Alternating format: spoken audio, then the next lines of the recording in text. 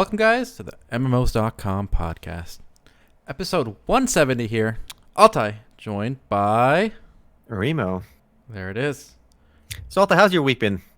Do a quick catch up. A week Anything of contrast. spicy? Anything spicy? Well, I had some spicy Indian food. How's that? Oh. Have you had food so spicy you just couldn't eat it? Yes. This week or no? Not no, that spicy. This not- week hasn't been that spicy. No, not this week. There's Not this week. There's a few really spicy places here that hopefully I'll take you to one day. Nice. But in the meantime, this week has been pretty eventful in terms of industry news. Right? Not so much for any specific game, but more like the back business stuff. Before we get to that, though, Alta, do we have a weekly raid this week or not? We don't. We don't have a weekly raid, but I do want to say I got a bit of a mini weekly raid for us. All right. All right, let's see it. A bit of a mini weekly raid. A little bit of a question, Altai. Because we were mentioning Habba Hotel in the pregame, all right? And somebody mentioned that he got hella babes on Habba Hotel, all right? I mean, I get my babes on Club Penguin, but some people go for that Habba Hotel, all right? And throughout your days of playing MMOs, have you gotten any nudes? And if so, from how many girls? Or guys, whichever you fancy. I'm not judging. I've gotten a few. Girls, not guys. Few girls. Okay, and across what games? MOBAs. Are you at liberty to disclose? MOBAs. Okay. Probably shouldn't disclose too much, but Okay. World of Warcraft. All right. I think I've gotten 2 different girls to give me nudes on World of Warcraft. Really? Back in the day or like more recently? Back in the day, not more recent. This is like wow, this you is horn like dog. 16. I was not. This is like I didn't know. 16-year-old Remo. All right. That's what you were doing instead of rating MC with me. All right. That was 16-year-old Remo. All right. Oh my god. And I was like 16 at the time. I'm pretty sure they were like also similar my age. And I remember saving those pictures and I got them through MSN Messenger. All right. That was the girls just used MSN Messenger back in the day, or AIM. That was hot. That was my jam back then. But I'm curious because like you have games like Habba Hotel and these like social MMOs, which are like Gaia Online, right? Like yeah, it's like Gaia is a place for people that like anime to hang out. Yeah, I get it, but it's also a place where degenerates just cyber all day. That's what if you are on Gaia, like there's a good chance you're trying to pick up girls, or a good chance. No, you just there to pick up girls. Real talk. If you're on Habba Hotel or Gaia, you're there to pick up girls. All right. And sometimes you talk about anime and stuff too, but like, it got pretty spicy. I was never on the Gaia forums, but I've known people that were on there, and they were very into that. I don't still Alien Way. I kind of wish I still had them, but no, I didn't keep trophies, and I've reformatted many times since. That's funny. That's crazy. I did not know you were doing that back then. 2 is not a lot, by the way. Some people like get a lot. This is over years, okay? It wasn't like I get up in the morning, crack my fingers. How many nudes can I get today? I mean, some people do that. There's like people have a game out of it sometimes. They try to get as much as they can, but like no, it was over years. I don't think it was particularly bad. All right. I mean, obviously, I think people in our chat probably did the same as well over the years. Okay. We've been playing. Most of us have been playing MMORPGs for a long time, so it's gonna happen. All right, over the years, it's gonna happen. But the closest story I have is back in the day. Like I'm talking like high school, maybe middle school. We're playing Ultima Online, right?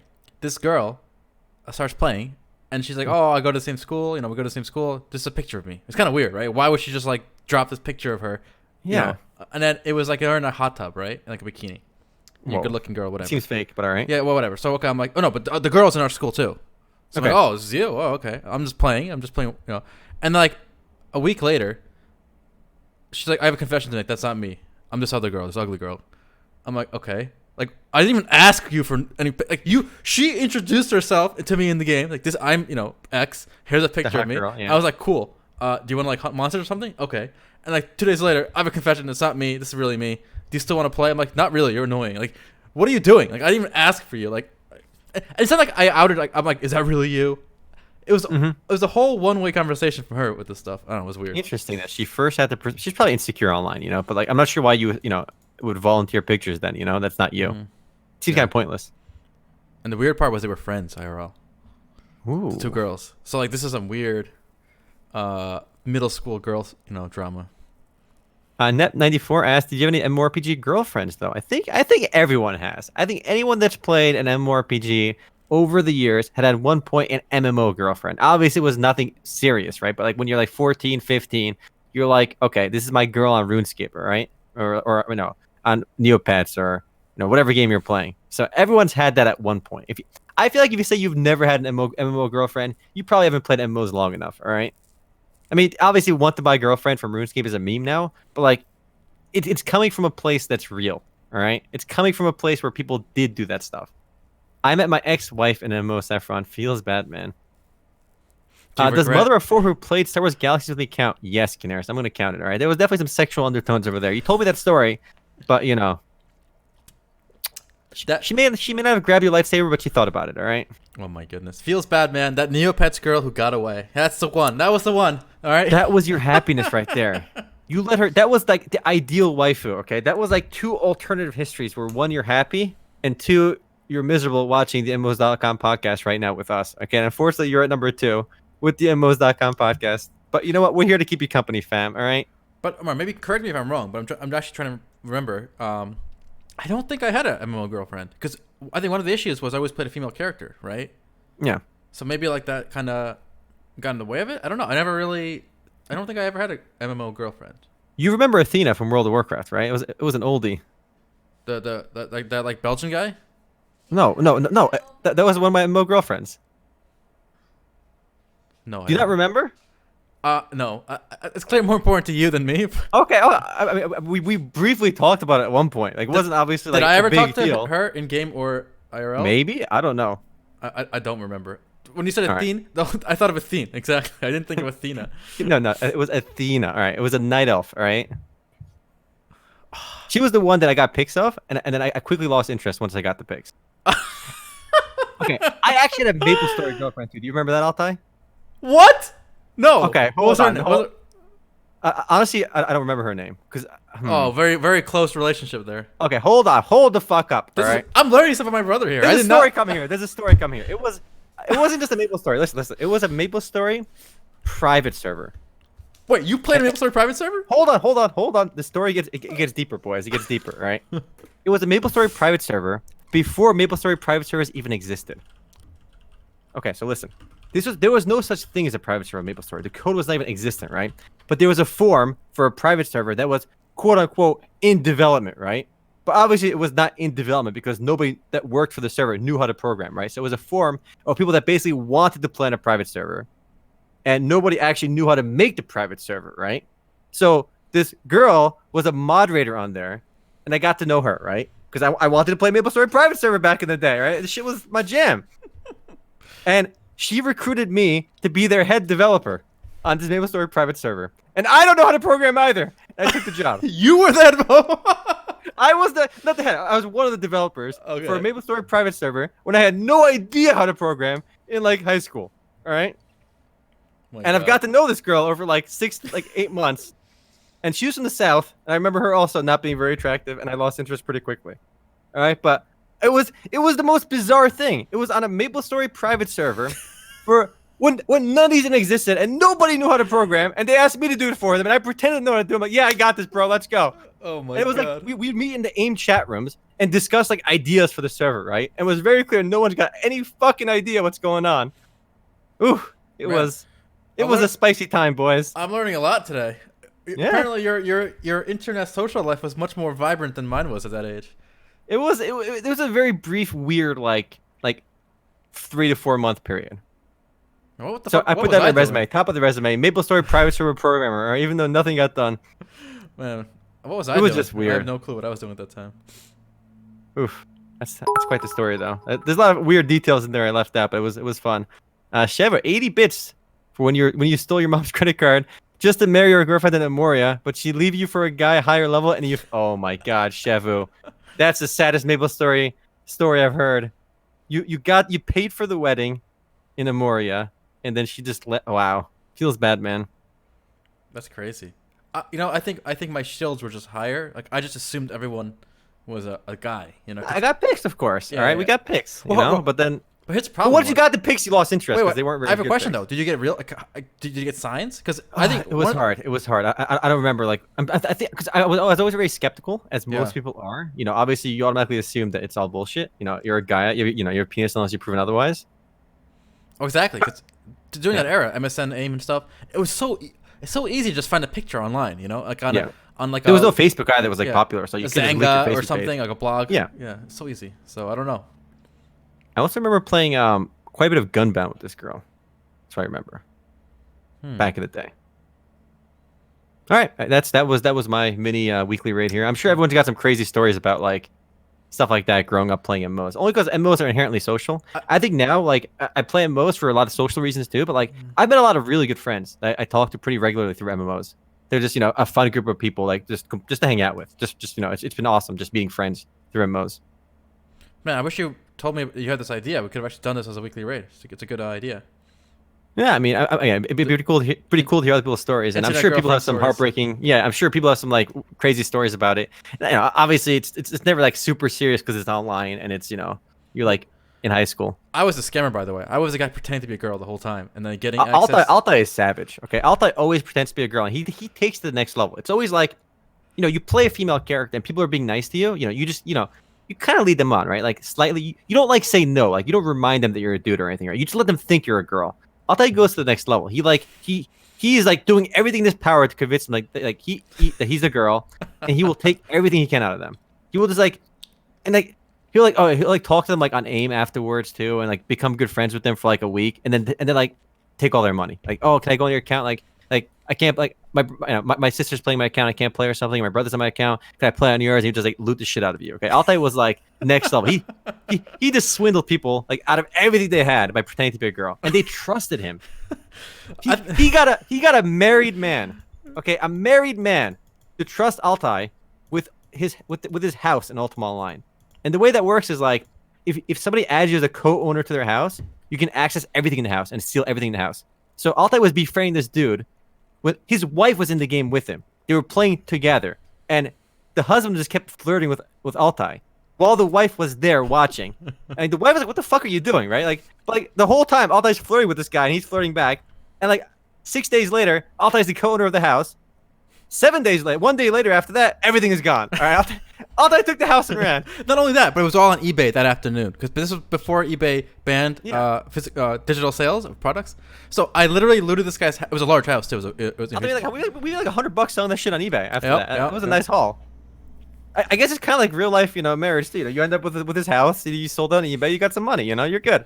The trick is you gotta sell the fact that you're kind of new. Like you can't sell your fact as like you're an experienced player. Ooh, that's good. Being new makes you seem more like a girl too.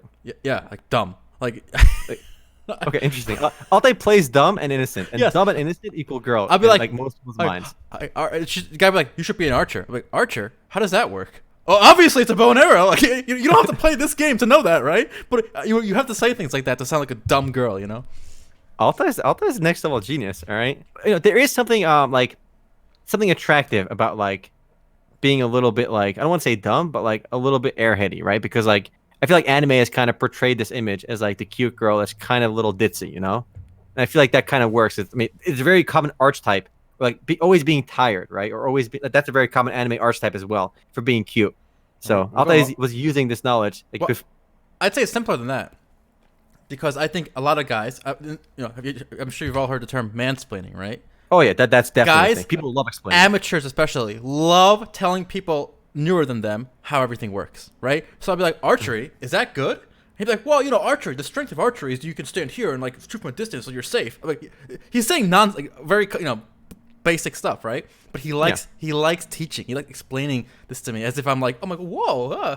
You're really smart. You're really good at this game, aren't you? He's like, yeah, I'm pretty good. And the wife is like, what are you doing? Nice. Yeah, so it's wow, your DPS is so big. I will never be that good. Okay, Nep, that's beautiful. That's a good example. That's beautiful. That's what you got to say, Altay. Nowadays, wow, your DPS is so good. I wish I could be that good one day. Stuff like that will, stroke their ego. Exactly. So I think honestly, the guys who kind of fall for stuff like this, I didn't really feel bad because it's so bottom level stuff. If this works on you, you don't deserve your shit. But unfortunately, you can't really get away with that anymore because every MMO like nowadays makes it like if you scam people, it's considered like a bannable offense against the terms of service in most games. Though I think surprisingly, the only more modern game I can think of besides EVE Online, which has been like notorious for scamming, right? I think one game said that scamming is okay. I think it was Arcade said like they specifically said like skullduggery is a part of the game, which is a very stupid term to use, but like that means like stealing and lying and stuff. Yeah. So I think Arcade had it.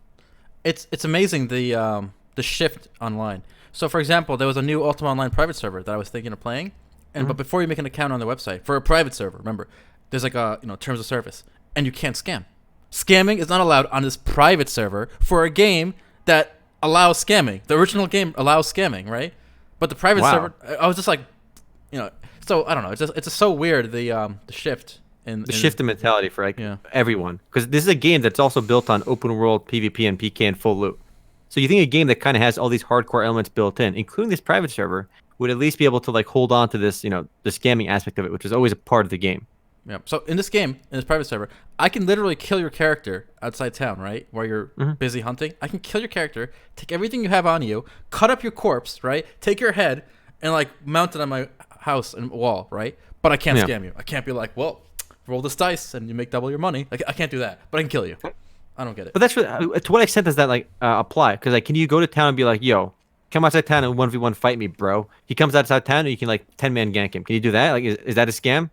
I mean, they don't go again. It's just lost. Yeah. They don't go into details, but they do say you can. Scamming is not allowed. It kind of sucks. Yeah. It's a part of the world. Especially for a game like Ultima Online. You gotta, I love that the free for all everything goes world is pretty cool. All right, like the good old days, in the medieval times. You think if like the local guy at the bar like scammed you, you could like go to the police. No, there's no fucking police. Yeah, if you kill someone, I'm sure like they'll investigate, right? But like if you got scammed, the only thing you can do is kill the guy back. You can beat the shit out of the guy and get your money back. That was your only recourse. But you can just sue the guy? You know how that shit back in the day. Ultima Online is set in medieval times. It's a fantasy game, so it makes sense. Yeah, it is. It is weird. I'm not prepared to say which one is better because obviously gaming today is much bigger than it was when we were young. So I think maybe there are a lot of people enjoying these games today that in the past just couldn't have scammed by us. Not just scammed, but they're just totally unwelcome, right? From racism, sexism, swearing, scamming, everything. Like just. If I can't be racist on a private Ultima Online server, what's even the point of playing? All right. Yeah. I don't know. It's. I'm kidding. I'm glad there are games like Eve though. Like you said, I'm glad Eve still exists, and I hope it does continue to exist for that reason. And we need a refuge for the scum of the universe to gather. Yeah, and that scum of the universe gathers on Eve Online. That's the game. Yep. All right. Well, a riveting that was a good rabbit hole. It was very interesting. I hope we can revisit this whole intimacy in MMOs concept again because like you said, I think a lot of people in their adolescence, probably experimented or chatted up with the opposite sex in these games online, and I pretended to be the opposite sex. Whatever, all these different things, and there are a lot of success stories. There are people who got married by pretended to be an orc. The whole spiel. Yeah. So all right, we'll hopefully we'll revisit this again one day. But for now, I want to talk about. Where are you gonna take us, Altays? I'm gonna take us to Trion. All right. Let's talk about Trion. Okay, so I think we reported last week that they got bought by Gaming Go, right? Yes. And at the time, I thought it was a normal transaction. Like when Tencent bought Riot Games. Riot Games was still based in California. They still made League basically free, right, to do their own thing. Yeah. They even refused Tencent when Tencent said, "Hey, make a mobile version." Riot Games, which was 100% owned by Tencent, said, "Nah, we don't want it." Right? Yeah. And people complain that the Chinese are gonna buy it, it's gonna be sucky, whatever. But to Tencent's credit, they've been remarkably hands off, right? Yeah. Well, it seems like Gaming Go is taking the opposite tact with Trion. Trion, from what I've read so far, this could be rumors. Trion is completely dissolved. Everybody's fired, and it just came out of nowhere. Those aren't rumors. That's actually from the court records. Oh, so there you go. Yeah, it's basically once Gaming Go bought Trion, they shut everything down, or perhaps right before they made the acquisition final, they already fired everyone, put all the assets in a different company, and transferred it that way. But yeah, Trion Worlds is basically no more. All their games and licenses now belongs to Gaming Go, and looks like not a single employee from Trion Worlds is now working with Gaming Go, which is pretty remarkable. Maybe after they laid everybody off, maybe Gaming Go picked up some of the employees for the people that for the self-developed Trion games, like Rift and whatnot. So that's probably still happening because otherwise it'd be a very weird transition, from firing everyone to hiring a whole new team. So all the staff was probably let go, and then they're going to selectively rehire the ones they want to keep. I suspect. Yeah, and honestly, I didn't expect that. I thought maybe it was their way of kind of buying a developer, right, and kind of getting a foothold in the develop because they're mostly a publisher. But they're taking a weird tact. We're just gutting it, And people are saying I don't think all the games will shut down, but I do think I think we've talked about this. I think Atlas Reactor and Defiance are both on the chopping block. Definitely. And Saffron asked, who got the money and how much money did they get? We can't know for sure because it was a private transaction by two private companies that aren't publicly listed. But we do know that about a week or so prior to the acquisition, Gamigo raised about 30 million euros in funding that they said would be used for acquisition purposes. So once they raised 30 million euros, like literally a week later, they bought Trion Worlds. So like we can guess it's going to be probably less than 30 million euros then. So somewhere in between there, they ended up buying it. And the people that got paid were whoever owned Trion Worlds, whichever private investors owned it. Yep. And didn't they? So what's going to be left, in my opinion, is going to be Trove, Rift, and Arcade. And Arcade. Yeah. I think Trove is probably doing the best. I mean, that game has been doing pretty consistently good. And honestly, I think Trove is a game that you can just launch for the first time and play and be like, hey, this is actually a pretty good game. And it's actually pretty fun right from the get-go. And it's basically an MMORPG Minecraft with a more it has more direction. It's not as open-ended as Minecraft. So it's pretty fun, though. Other two are more traditional MMORPGs. And they both have progression servers now. I think both progression servers are doing pretty decently. What surprises me about this too is the speed of this transaction. From what I read about the Arcade developer, which I think is XL Games in Korea, they kind of were caught off guard as well, and they said, "Oh, well, we're working with them." They actually delayed one of their patches for the Western market until they figure out what's going on. Which means that Trion and Gamigo didn't even tell their partner in Korea that this was about to go down, which is really bizarre, I think. Yeah, I mean, it might have been more like a forced transaction. I mean, maybe the numbers weren't looking good for Trion as well. It could have been like going really south, and this was like a quick deal they put together. I don't know. We can only speculate right now until more news comes out, which I don't think a lot of news will come out because, again, two private companies, so they're not going to really disclose. They won't disclose anything more than they legally have to, so I think we're not going to get too much more color on it. I think it's really interesting that, so for example, Trion initially launched with Rift, right? Yeah. It's interesting to me that a lot of these companies, once they have one product, right, they decide they can do everything, right? So they became a publisher. They developed all these other kind of games like Trove, which to their credit was successful. But Alice Reactor, other ones weren't, right? Yeah. I think one of the beautiful things about Riot Games, which up to this point is they only have one product. That means we have one focus. I wish they actually kept it that way, rather than blow all this money on other projects that didn't pan out. And I think it's the same problem that CCP, which makes EVE Online, had. They took all the money that EVE Online was making, and instead of putting that money back into EVE, they tried all these other things. They tried to make a console FPS. They made all these other things. This VR stuff, it was a complete flop. Totally flopped, and they had to sell themselves out to a Korean company, Pearlbis, right? Yeah. Which is just bizarre to me. And I think Trion had the same problem. Rather than focusing on their product, right, their one thing, bread and butter, they tried to just be everything, and they just wasted all this money. It seems like it almost never works, but I feel like a lot of this mentality to diversify comes from like old school gaming, where like if you just made console games, you want to have multiple franchises, right, and just release different games every franchise every year to make a lot of money. But I think for MMOs and online games, it doesn't really make sense because when you play an MMO, you're not just playing it once. It's monetized forever with microtransactions or subscriptions, which Rift was subscription based for a while. So you can make a lot of money just focusing on one game. You can't make that much money focusing on just one game as just releasing a console game. So diversification makes more sense over there. But when your game is a service, not rather just a product, it just makes no sense to spend all this time and effort doing other things. And another example is Terra, for example. I mean, well, in mass, really, not really Terra. I'm sure. Yeah. In mass entertainment, right? They were basically focusing on making Terra a great game in America. And they did a really good job. I mean, Terra is one of the more popular free-to-play games, though it's kind of waned in popularity recently. But they're trying to make the in-mass launcher like a brand. Like they launched AVA. Like why would they release Alliance of Valiant Arms on the in-mass launcher and think it has any chance of success? First of all, Alliance of Valiant, it's not a bad game, but it's an old game. It shut down, by the way. AVA is gone. They gave up on that. They gave up on it already. Like it was through EG, then it was through I think it was through Area Games for a while, and then Area Games shut it down. Then it was self-published for a while through Red Duck, and then Red Duck pawned it off to in-mass, and they ran it for a while too. But it seems like such a waste for them to put all this effort into launching other games. And honestly, Critica and Closers are both not necessarily off to a great start either. I mean, Terra is just so much more popular than Critica or Closers that it's just really weird to see in mass putting all this effort into these other games that have very low chance of success. I mean, both Critica and Closers player bases are tiny. I don't know much about Critica, but I know with Closers, it's an old game. They decided to publish this like 5+ year old Korean game, and just hey, here it is. Like please play. And the funny thing about the NMAS launcher when it first, I don't know if this is still the case, but when it first launched, they didn't even have Terra on it. because That's so weird. They didn't want Terra associated with these other games because obviously they knew the quality wasn't the same. Yeah. It's just so funny to me that this company makes a launcher and they don't put their one game that's Their actually main game. Yeah. That people play. Yeah. On the launcher. Yeah, that was funny. And that's the thing. I'm worried that I think one of the reasons Warframe is doing so well too is Digital Extremes isn't like churning out other games. Exactly. You know, I mean, I don't know if they will in the future, but I think like it's a big distraction. And I think one of the reasons that League of Legends is losing players today is they're losing focus. I mean, they've been trying to diversify away from League of Legends for such a long time, but they keep like they bought the studio that made Rising Thunder rather. It's a fighting game, and they're going to on like 3 different occasions they were like ready to reveal a new game, and they never did. So they're still wasting a lot of effort and resources trying to make other games, and they're dropping the ball with their one game that people actually want to play, League of Legends.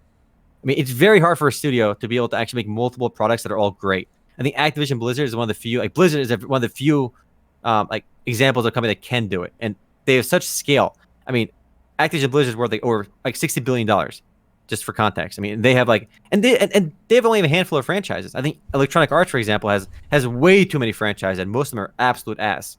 Yeah. So EA at least Blizzard is focused. I actually think Activision Blizzard is doing a really good job because they are large. But Blizzard has how many franchises? They have they have Diablo, StarCraft, Warcraft, and Warcraft. That's it. Overwatch now.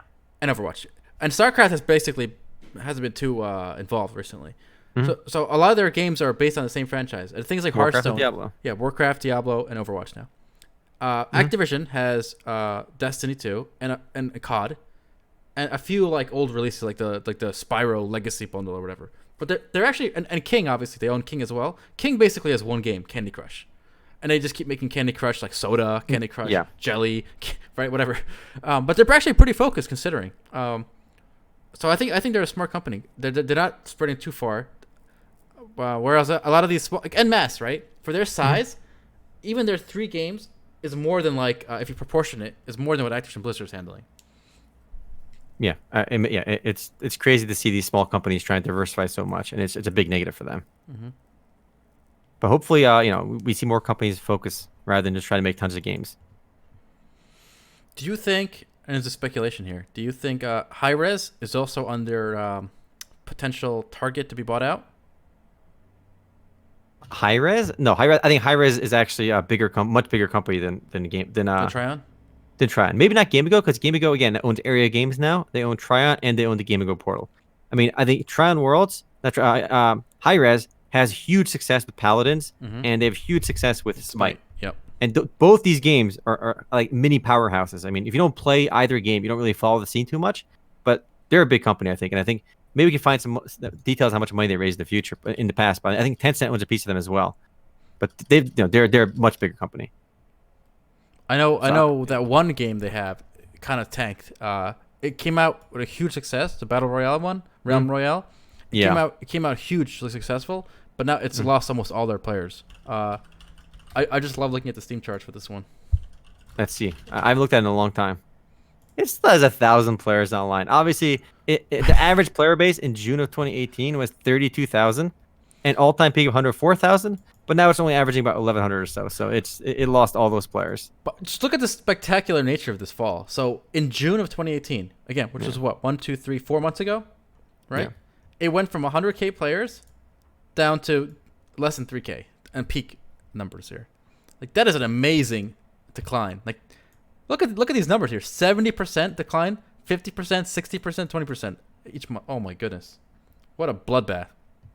I still find it remarkable that Hi-Rez's success comes from like the 2 games they completely copied. Like Paladins is totally knockoff of Overwatch, whereas but then again, Smite is what was one of the first like actiony. Actually, it wasn't the first action MOBA. It was one of the first popular action MOBAs. Altay, or anyone in the chat, do you guys remember? There was a MOBA that was action oriented well before Smite. I think it was called Land of Chaos Online. Search that Altay on YouTube. Let's see a video for Land of Chaos Online. I bet it's a game nobody remembers. It was called Loco. Play some Loco, boys. Play some Loco. I remember Loco. I didn't remember what it stood for. Anybody in the chat remember Land of Chaos Online? This was like an action MOBA before Hi-Rez, and I think it was one of the first, action MOBAs. Let's see this. It's remarkable. Just if you look at the past for like old free-to-play games, there were so many of them, they're just like completely dead now. A la Playa, I forgot A la Playa even existed. I saw that splash screen for a second. Yeah, they had S4 League, but now it's published by somebody else. Yes, right, Force. I'm glad you remember it too. We'll see if this was even it. Scroll ahead. I'm pretty sure this is the MOBA I'm talking about. Yes, there you go. This was the game, I think. It's like it was like this actiony MOBA. The map kind of reveals it. The mini map on the top right. Yeah. So it was weird to see this before. Like obviously Smite did this, but a lot better. Like these guys are pretty early on the hype train, you know, because obviously Dota is what popularized MOBAs, you know, and we had League of Legends and stuff, but like nobody did an action MOBA. I'm not sure if this was the first one, but this was one of the earlier ones that I've played. And yeah, I remember Battleforge as well. Was that by EA? I actually I don't remember who made it, but it was a beautiful concept. Yeah, it was awesome. Yeah, ahead of its time. I think this kind of concept will make a comeback. I think card games have a long way to go in terms of the potential there. I think I think card games to be successful require a lot more like good design than anything else. Because I've played bad card games. They're just unintuitive and difficult to pick up. And then I've also played just remarkably beautiful serendipitous card games like Slay the Spire, for example. I think it's just a beautiful game. Yep. It's actually one of the, from a design perspective, to the new player experience perspective to an advanced player, it's just throughout a smooth experience. It's fun from the beginning. It's very simple, but gets more complex. It's a beautifully designed game. Whereas a lot of card games, I feel like, require a lot of like investment to learn. Like it's like you can't have fun with a card game until you spend like a few hours learning how to play the game.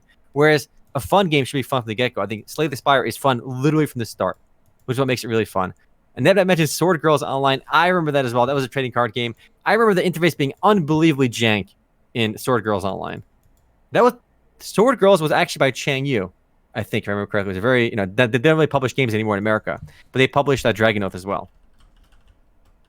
I remember the Sword Girls art was great. Forgery. All right, Sword Girls had some great art. All right, some grade A anime boobies. There's just so many of these like old MMORPGs. I mean, and some of these really obscure free-to-play games are still running. Like I doubt like many of you guys remember Ica. Ica is still running. Altays, have you seen Ica online? I don't. Ica online gameplay. Their most recent patch is called The Conspiracy of Zereka Into the Freezing Battle. All right, look at these guys. They're still launching updates. There are two games I wish would make a comeback. Actually, one I don't know if it's dead or not. Florencia. Do you remember Florencia? That was my favorite game on an Alla player. I'm pretty sure it's still around. Really? I think it might be on Steam. Oh, we should do a first look for that. We should do it Friday. Grindfest Friday. Huh? Although it is not going to be as fun as you remember. Oh, maybe not. In fact, I remember playing it recently. It was like, okay, so show us some Florensia gameplay. We can talk a little bit about this. I had a good time with this one. I don't know why. All right, talk about nostalgia first, and I'll shit on it next. Okay. So I like the fact that this was a game. I don't know how to spell it, actually, to be honest. Florencia. I'll link you the Steam charts. I got it. All right. Oh, you had the first look for it. All right. Yeah. So I like the fact that it had both a naval component and a land-based component. And look, for the time, I thought the graphics were pretty good for a free-to-play game. I mean, yeah, sure, maybe. I don't know, Altay. What year did this come out? Look at those feet. Do you see those feet, Altay? It was bright when so many games were just dark drivel, you know? No, come on. Fly for Fun was bright too. We've had so many bright. No, you've had so many bright anime-inspired MMORPGs where it became like a meme. It became like a trope. You know, it looks Rose is bright as well. A bright anime game is nothing special. Hold up. I think Fly is darker than you think, than you remember. Maybe, but there's been so many bright anime-inspired games. If you just search like anime MMORPGs, you know, there's just so many of them, and they're all bright. Come shit on this game. Come shit on this game now. All right, Alta. So here's why I shit on this game. Right, it just feels really slow to move around. And I don't remember if there's WSAD where you got to click or not. Maybe you can see from the video, but the reason this game was shit was because, well, the UI was shit to begin with. But what was really weird is you had like this land-based gameplay and the sea-based gameplay. So you know, you basically have a very traditional, old-school fantasy MMORPG with like point and click, think like Shea or Last Chaos, or like Rapples, like that style of game, but with anime graphics, and really slow paced. And you also had a C component to it. That was like its special sauce, right? But the C component was basically unrelated to the land component. You had basically two MMORPGs in one, where once you're on a boat, you level up independently when you're on land. It was like two separate games combined together. Like there was no reason for the combination. When you're on a boat, instead of killing bees, you just kill like random ships. and you just load up in the same way. But it was like even more boring though, because it was very janky and cluttered. It was a cool concept, but it just didn't like, it just didn't do anything well. It just I don't know. All right. I think if you play it again, you'll feel the same way. And I like in the video, I'm just punching these bees because I'm pretty sure I didn't start. Maybe I didn't start with a weapon or something, but like you're just punching the bees. But I see a weapon equipped too, so I don't know why I'm just punching them. Maybe you like Can you punching mention bees. Dragon Ball Online? I wanted to try Dragon Ball Online, but I'm pretty sure that game never actually launched in America legally. The only Dragon Ball Online I remember ever being launched in the US or in English was a private server that just had spyware on it. It worked, but you had to install the spyware with it. Am I crazy or am I right? Do you guys remember in chat? And X-Steel was a long time nostalgic favorite of ours since high school. So Oh yeah, we used to play it all the time with our friends. I love punching this bee. That bee's gonna get wrecked. All right, that little bee's got a spear. Rip X-Steel too, though.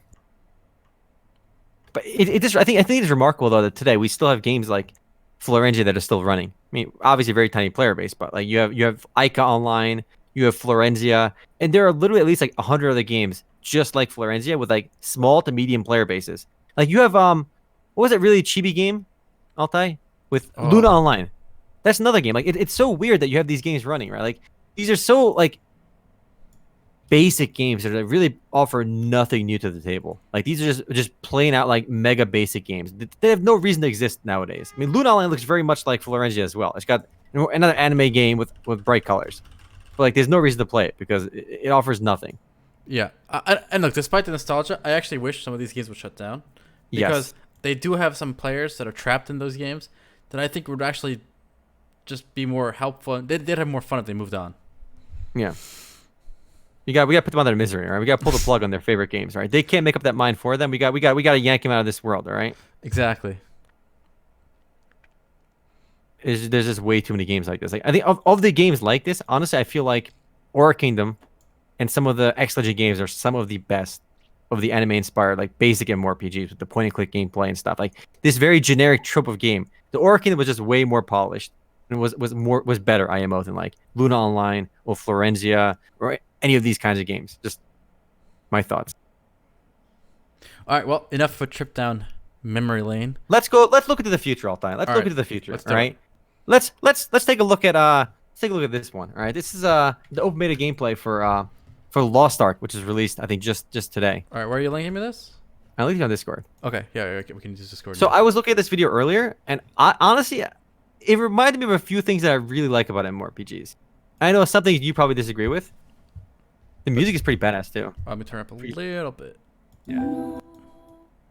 The world that the RPG wanted to show. RPG. The music that the RPG wanted to play. Well, look at this piano man. This is very deep. I'm in the zone right now. I love when trailers start off like this. You know, the whole trailer shouldn't be artsy like this, but I love the music. I love the scenes. It's really setting the atmosphere for like building like a little bit of hype for me. Also, a world. See, the thing is, when you make an MMORPG, yeah, I'm seeing a world here. Exactly, yes. And that's what hooked me on a Lost Ark years ago when we saw that first like 20-minute trailer. Yeah. The fact that it was like trying to build a world. Oh, this music's pretty hype for me. Well, the music, I think, overlaid with these random scenes. Yes. Like, I'm not seeing a guy grinding. I'm seeing not like penguins on this ice, a guy climbing this mountain. Right? Guy playing this piano on the little hill. Oh, I'm a fan of those penguins, though. I love Answers and Dragon Song. Both of those are amazing. Whoa, why are these guys playing music? They brought this pyramid into the like frozen Northlands. Nice. And this is Yuna trying to stop Sin. In the background there. I love that game. This is a gameplay trailer. Make no mistake, and they're going to show a lot of gameplay. But it started off in a very interesting way that it kind of built some hype. Yeah, I think MMORPGs can never really compete with other genres in terms of pure gameplay. So they need that kind of atmosphere building.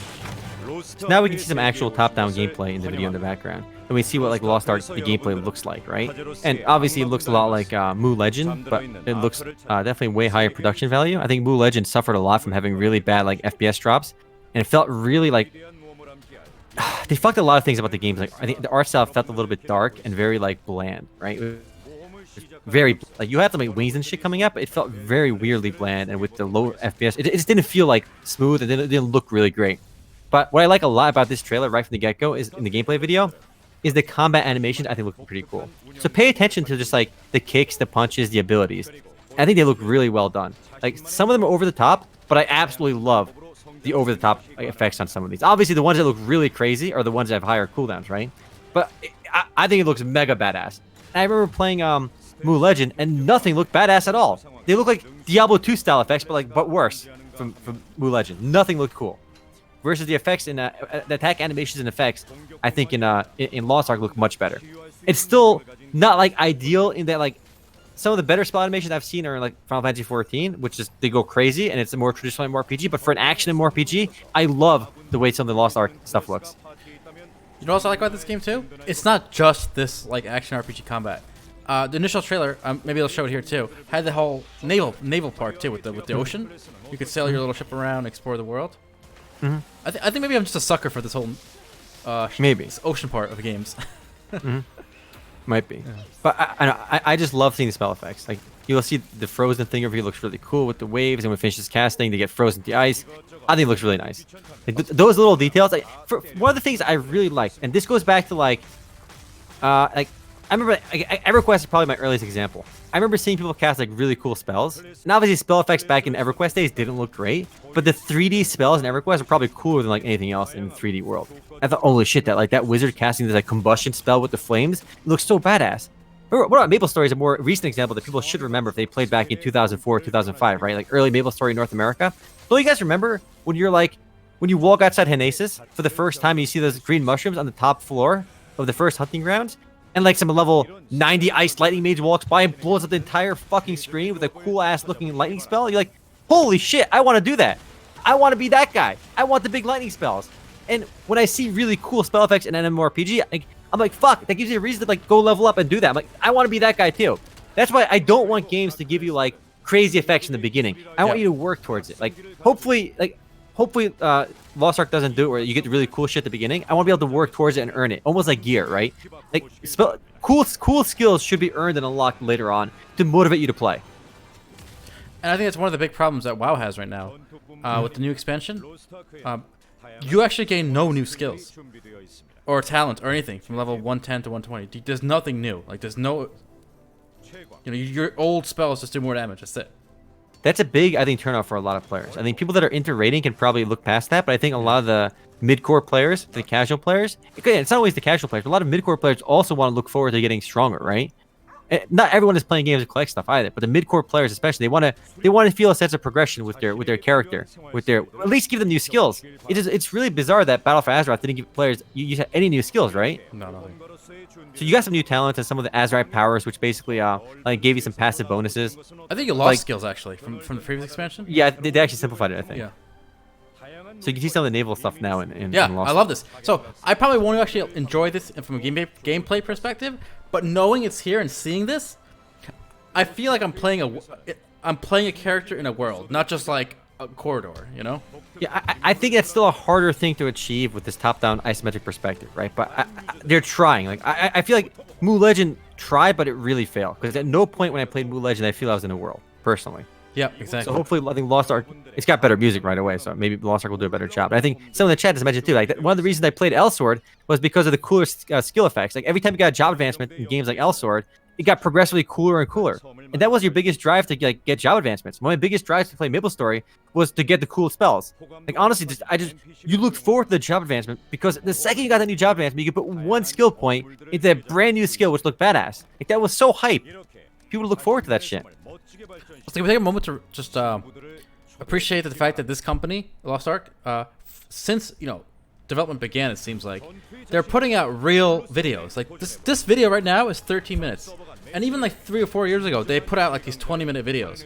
If this was like the average game, they put out just like 30-second concept art trailer and say coming soon, and that's it. Yeah. So I like that actually reminds me. I want to show you one of the worst launch trailers I've ever seen. All right, let's see it. it's actually the worst. Okay, and I guarantee people are going to remember it. Like, imagine like Lost Ark. Let's say you don't like this kind of game, right? What you're seeing. At least they're showing it to you, like in all its detail. Like, so you know what you're getting, right? So many of these games don't do this. Okay, so this is an open beta launch trailer. Okay, this isn't like concept trailer. They call this the Echo of Soul open beta launch trailer. It's got cool music in the background. I like it, right? But like, you can't show zero gameplay as a launch trailer. A launch trailer should show some gameplay. All right. You can have some of this stuff, but you can't just have this. This means they don't like their own game.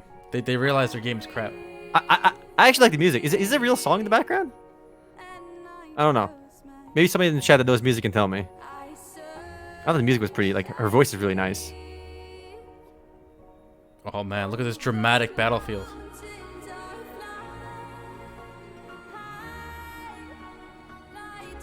Wow, look at this 3D rendered elf. Hell yeah. But you can't have a trailer like this. You can't call open beta trailer should be showing some like action too. Like, oh, yeah, you can build some world building stuff, but like the Lost Ark trailer, show some gameplay. Yeah, you know? you can have this during the first 6 months where development began. Yeah, okay? sure. This can't be like a launch trailer. Yeah, no way. This can't even be like a closed beta trailer. This has to be like, before there's any like graphics in the game, right? Exactly. Like, you can release concepts and CGI like this before there's an actual engine to actually display assets. Okay, that's it. That's the only time. So I mentioned this trailer actually appeared on TV in my country. So I know Area Games tried to like pour a lot of money to Echo of Soul, like to promote this game, but Echo of Soul was very painfully generic. If anyone remembers, this was like they put a lot of advertising dollars behind this one, but it never really caught on. But they did have cool weapons, Alon Way, if I remember. I think you're right. They did have some really cool looking weapons. But I think another thing that's kind of lost besides progression of skills getting cooler, I feel like I want cooler looking weapons and armor, like some really over the top shit. Over the top weapons and armor look really cool, I think, in MMORPGs. Well, if you're gonna do that though, I think you need to start the player out with things that are very like bad, like normal. ragged. Yeah, I agree. You can't start off crazy. Exactly. It destroys the progression. Well, the problem is though, if you start off with like epic looking armor, you can only get to a point where it's just absurd, like just glowing giant pauldrons. Like it's just too much. So you gotta save the good stuff for later and start with the crap. Yeah. All right. I'm sure there's examples of really bad other trailers, but this only came to mind because it was really like it didn't show any gameplay. But we should move on to another brightly colored anime MMORPG, Altair, right up your alley, because apparently these are very rare according to you, right? Oh, let's see. What is this? What do we got here? Kurtzpel is actually open to closed beta registrations. I think this game looks great. I like the graphics here too.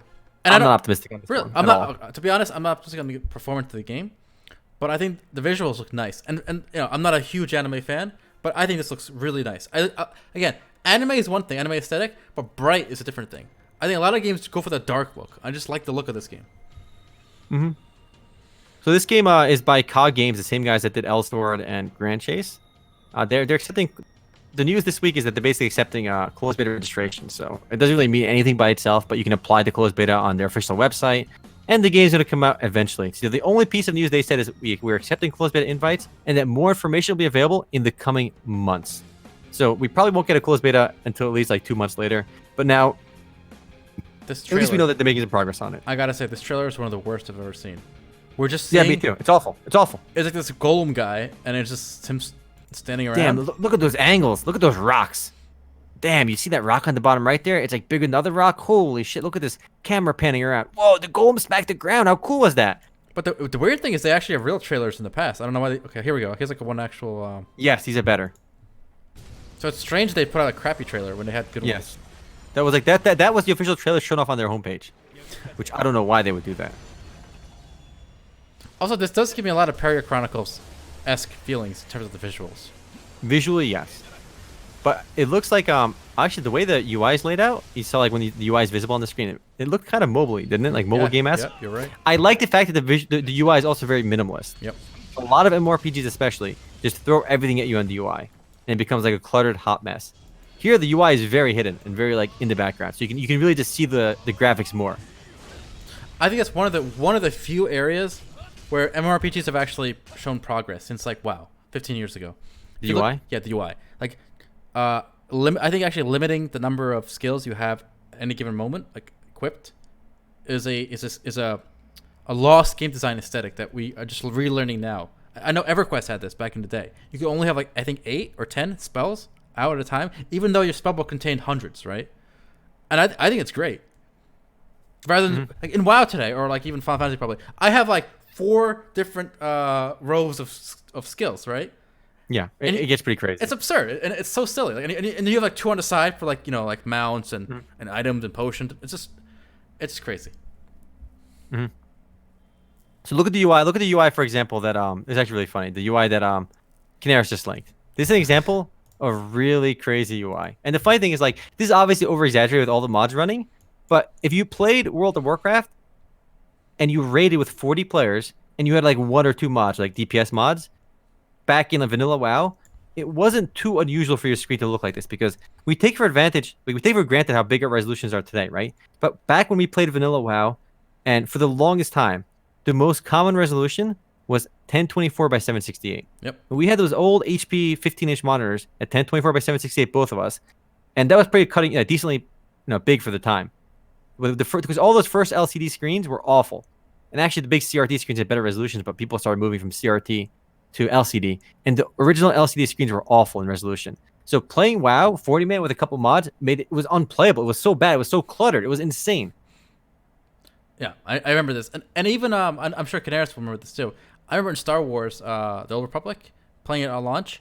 When I got to max level, my UI was so cluttered. I had so many hotkeys memorized, right, that when I actually went back to the game a year later, or 2 when it went free to play, I couldn't kill things my level with my character anymore, because I had forgotten the rotations and all the shortcuts. Because the game was actually pretty hard from what I remember when it first came out. At least my class was, I guess, where I could not just steamroll the things my level with just 1 2 3 1 2 3. I had to like use at least like 10 15 skills.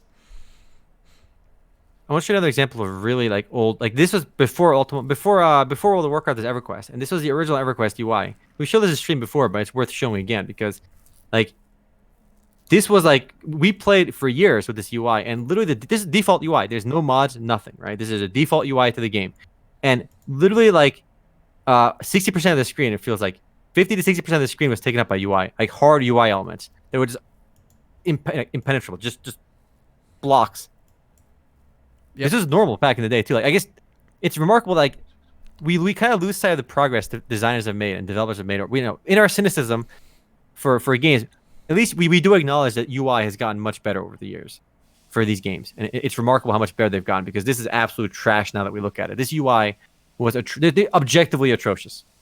Yep. But again, like, one good thing here is these slots. So these slots you're seeing on the left here, where the guy's cursor is, these like little ovals. These were your spell slots. So there's 8. So you could only have 8 spells out at a time. If you wanted to change them, you had to open this book to the left here, sit down, and actually drag other things here. And it took a few seconds. It wasn't instant. You had to fill up these 8 slots with new skills, and then you can get back up and use them. That was good. I like that.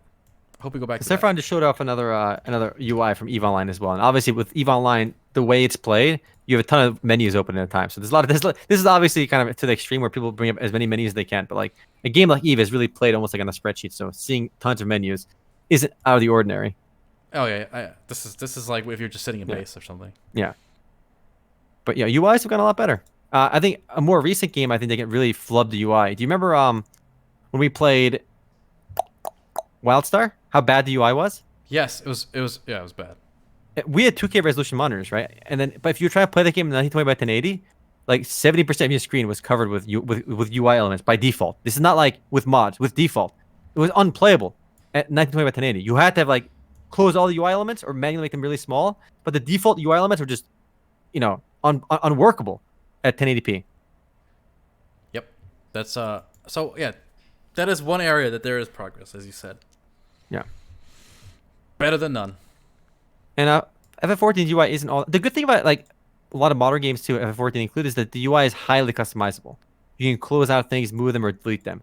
I think more MMORPGs especially need to have like a system for making the UI more flexible. I know Black Desert has been doing it more recently too, where you can just move things out, close them, delete them, change the sizes, right? where things are very much fixed in a lot of old MMORPGs where you just can't change any of the UI elements besides maybe some very broad things. But I should be able to make my inventory as big or as small as I want, as translucent as I want, and move the positioning anywhere, you know? I remember there was one, I think Black Desert tried to make it so you can move your UI element from outside the game.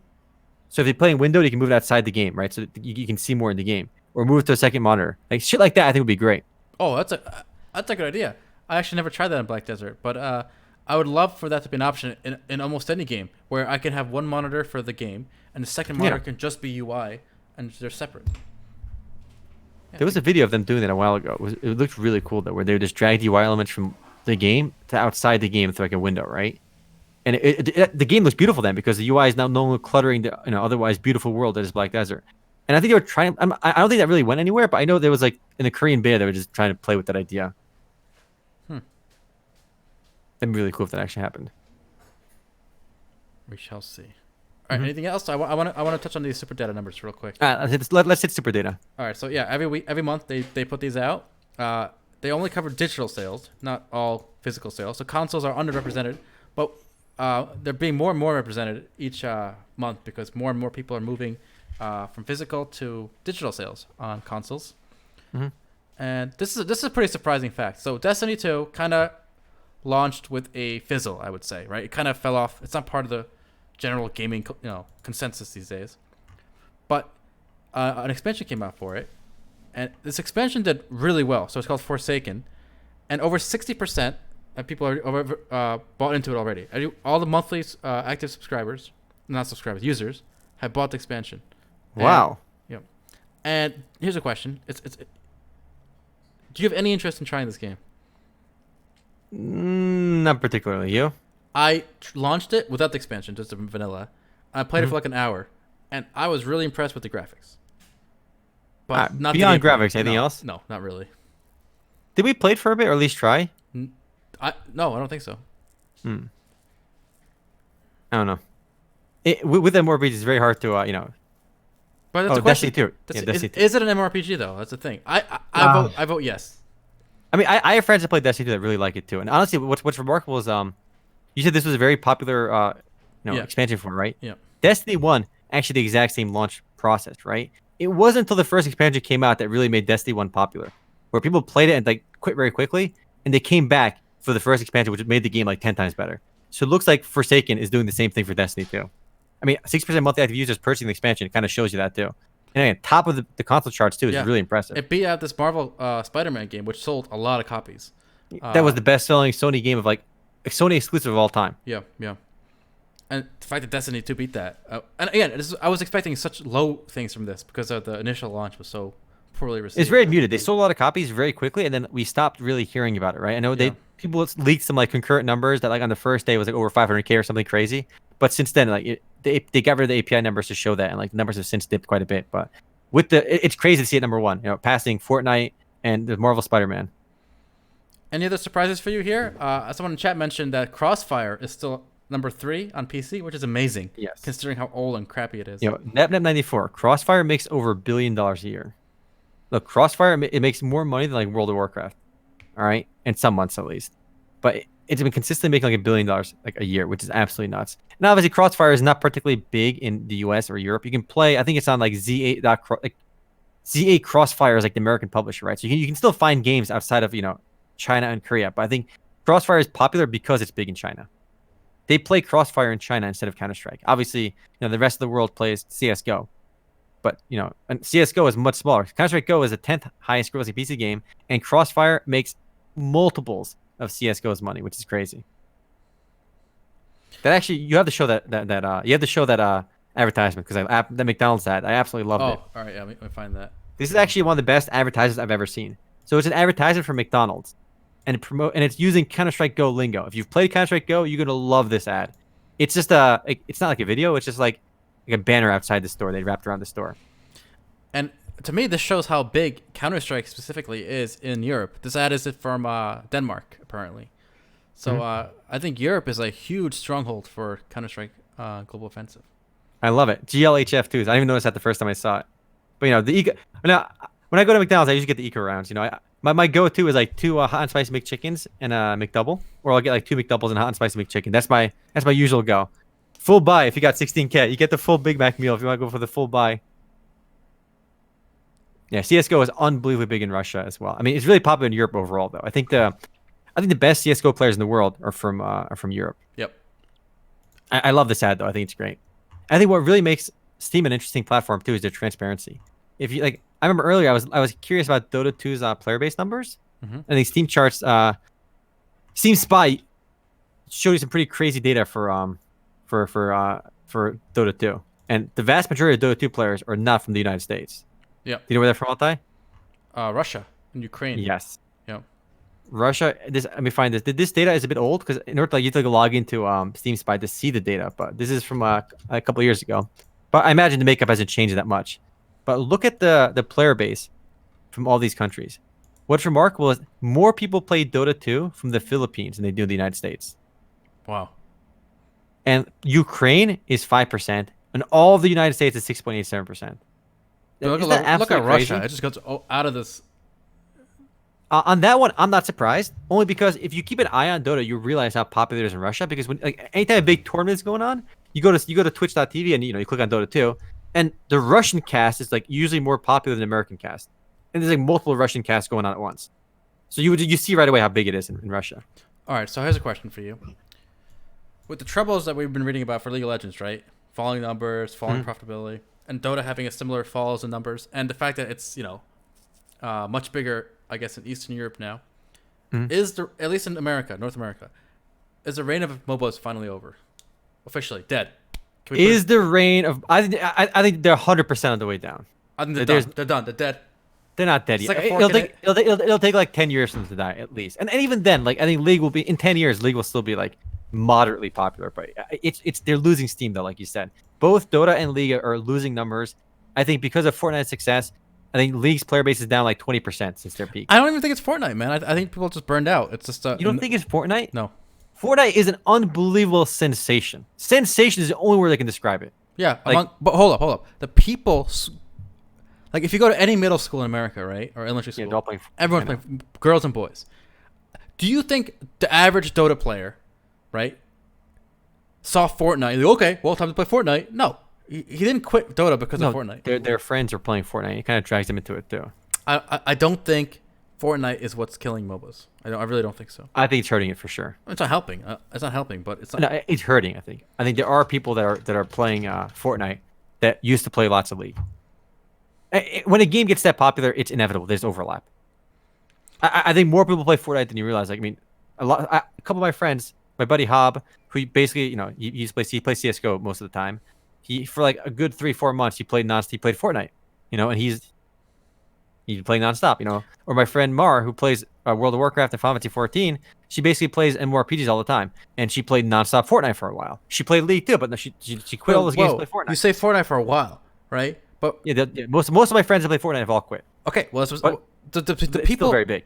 The people who switch from playing League for 5 years in a row to Fortnite for a week or a month or two, it's not Fortnite that stopped them from playing League. Sure, everyone's gonna try the new big game for a while, right? Yeah, but obviously they would just go back. But I think that desire to play MOBAs is done. The fatigue is definitely hurting. I'm a pretty good example of that too. I think. I've played League for years. And you're not playing Fortnite. That's not the reason. But I go back to play League, and I'll usually play for a week, pretty casually, and I'll stop again. So I have certainly been fatigued out of League over the years. So fatigue definitely plays a part too. But then why haven't we seen too much fatigue in World of Warcraft? World of Warcraft's been around way longer than than League of Legends. I guess you get more dynamic experiences. Maybe it's a little different too because you're doing the same map, generally the same heroes. I think actually WoW's done a better job at keeping the experience fresh than League of Dota has. So, for example, I'm burned out on Dota for the same reason, right? Mm-hmm. Whereas WoW, I think if you play the current expansion, you're gonna get your $50 worth, right? You're not gonna subscribe for long, I don't think, the average person. But I think you will get your money's worth. The new zones, the graphics are amazing. The audio is amazing. The story quests are much better quality than they were years ago. Whereas Dota or League, it's the same map, it's the same thing. They didn't really improve anything. The visuals got better in League, but they were so awful before that now they're just passable. Yeah, makes sense. There's no improvement. What changed in League today versus 5 years ago? I don't know. The fatigue is definitely hurting them though, for sure. And I'm fatigued out of it too. Yeah. But I do think just by battle royale games growing in popularity, it's inevitably taking some players away. Because a lot of people that play League only play League because their friends play League, right? Maybe like they're burnt out of it, right? But if all my friends played League, even if I'm burnt out, I'm going to play with them, right? Just because my friends are playing it. And a lot of people are, their friends are now playing Fortnite, and they're playing Fortnite with them. If that makes sense. Oh. We'll see. Fortnite, he says. So I want to show you one more quick chart on these are the numbers for CSGO player. Oh god, I linked to the wrong chart. Ignore that one. Audience in 2 weeks. Let me see if I can find. Oh god, it's very hard to find these. You have to subscribe to the Patreon account to be able to get the access to geography on Steam Spy. So I was trying to find. This is the one. It's gonna be a really bad picture though. The vast majority. Where do you think which country is the most popular, most CS:GO players? I will say Russia. Russia is number 1. Okay. United States number 2 though on this list though. For CS:GO. Is this? I see. Oh yeah, you're right. Yeah. Okay, so U.S. number 2, Germany. Okay. Poland is number 3, which is pretty crazy. I'm not surprised. The Europeans are pretty big on this stuff. Yeah, they're the best CS:GO players. They're not the best Overwatch players. Koreans are the best Overwatch players, I think. Or they used to be. I'm not sure if they still are anymore. It's very hard to tell because, again, all the American teams have Korean players on them. So it's really weird because, New York Spitfire and the London Spitfire and New York Excelsior aren't really American or British teams. They're all Koreans. Both teams are 5 Koreans on them. So they're American and English teams technically on paper, but the whole teams are Korean. Mother Russia, Sika Blitz. That's the one thing I learned from the Russians in Dota and Russians in CS:GO is Sika Blitz. Oh, look at Turkey on this list. Yeah. Oh, look at that. Look at that. But why are the Koreans so bad at Counter-Strike? Look at this. 0.4. Yeah, right. They don't play. They play League and they play Overwatch. They don't really play CS:GO. I'm gonna show you one more thing before maybe we move on. But so Final Fantasy 14 released a new dual mount, right? Like a shared mount. Okay. In the cash shop, it costs $35, right? Okay. Only way to get it is the shop? Only way to get it is the shop, right? So Canaris looked at this picture and he goes, at least you can, it's actually a whale. And he goes, at least this mount lets you see who the whales are in the game. Anyone that's got $35 It's a whale. That can't be on by accident.